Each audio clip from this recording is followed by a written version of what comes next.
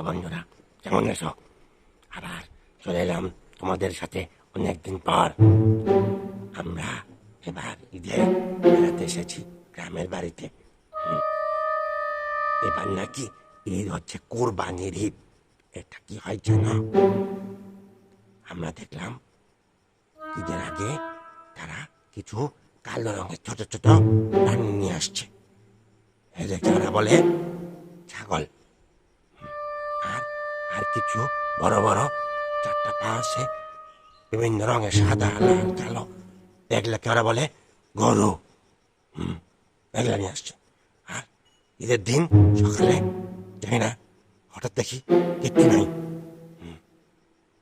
তারপর খুব খাওয়া দাওয়া করলো মানুষজন, খুব খাওয়া দাওয়া করলো। এদিকে পুতুষের তো খুব মন খারাপ, ওকে কোনো মাংস দেওয়া হয় নাই। আমরা কয়েকদিন পরে চলে যাবো, ঢাকায় দেখা হবে, পরে আলাপ হবে। মামা চলে আসছে, দাদা দাদা।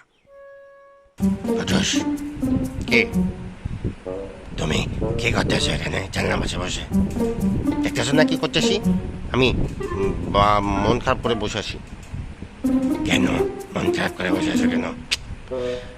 আমাকে ঈদের দিন মাংস খেতে চাই নাই। তোমাকে কেন মাংস খেতে দেবে? আরে আমাকে কেন দিবে না? গরিব মানুষ এসে বস্তার ভর্তি মাংস ভরে নিয়ে চলে যাচ্ছে, আর আমাদেরকে মাংস খেতে দেয় নাই। আরে এটা কিছু হলো? হ্যাঁ বলো, এটা কিছু হলো? আরে মাংস তো দেবে, ঈদে যারা মানুষ আছে তারা মাংস খাবে। তুমি কি মানুষ? আজকে পুতুল বলে আমরা মাংস পাবো না? এটা কোনো কথা? হ্যাঁ, এটা কোনো কথা? এটা মানা যায় না, এটা মানা যায় না, এটা মানা যায় না।